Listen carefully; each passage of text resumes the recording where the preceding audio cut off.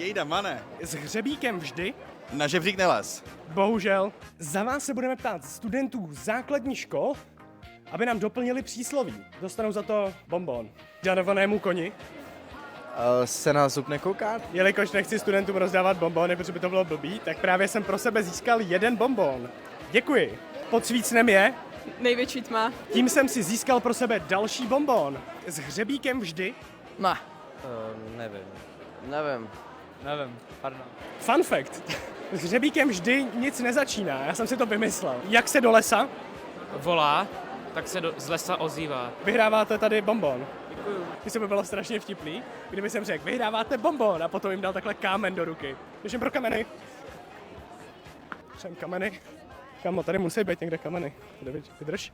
To je sklo. Pič, tady je kámen. Ten je takový slizounkej. To nevadí. Tady je takový pěkný. Tak jo, máme 5 kamenů a 1 vajgl. Jdeme rozdávat špačky.